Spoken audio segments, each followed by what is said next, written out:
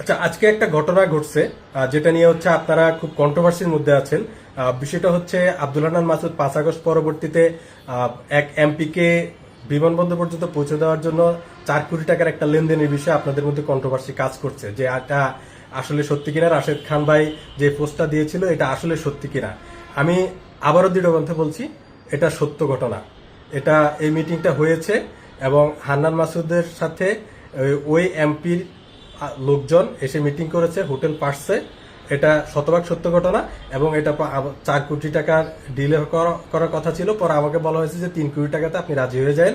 1 কোটি টাকা তারা দিতে চাইছে, কিন্তু পরবর্তীতে আমি এটাতে রাজি হই নাই। এখন যেটা হয়েছে, এই ঘটনার পরে এটা যখন আজকে ব্যাপক আকারে প্রচার হয়ে গেছে, তখন আমার ছোট ভাই আমাকে কল দিয়ে বলে যে, তার আগে হান্নান আমাকে কল দিয়েছে।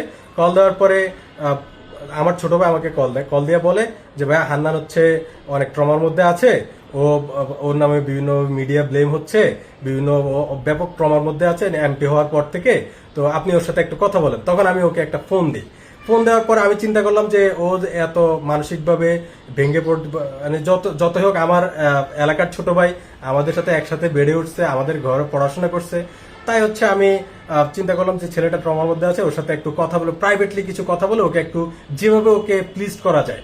তখন আমি ওর সাথে কিছু প্রাইভেটলি কথা বলি, প্লিজ করার জন্য, ওকে যা বলার জন্য, আমি ছোট ভাই হিসেবে সান্ত্বনা দেওয়ার জন্য যা বলার বলি। কিন্তু সে করছে কি, সে আমার সাথে একটা বিশ্বাসঘাতকতা করে এটাকে হচ্ছে রেকর্ড করছে, রেকর্ড করে এটা ছেড়ে দিছে। তো বিষয় হচ্ছে এটা একান্ত প্রাইভেট কথা ছিল, জাস্ট তাকে তার যে তার মনটাকে শান্ত করার জন্য আমি এই কথাটা বলেছিলাম। কিন্তু সে করছে কি, সে বিশ্বাসঘাতকতা করে এটা হচ্ছে প্রচার করে দিচ্ছে। কিন্তু আমি আবারও মানে লাউড অ্যান্ড ক্লিয়ারলি বলতেছি যে যে ঘটনাটা রাশেদ ভাই উল্লেখ করেছেন ওখানে, এটা শতভাগ সত্য এবং এটাই আসল নিউজ, যে সে ওই কাজটা করেছিল। ডিলটা হয় নাই কারণ হচ্ছে আমি ওটাতে ওদের সাথে বসিয়ে নাই।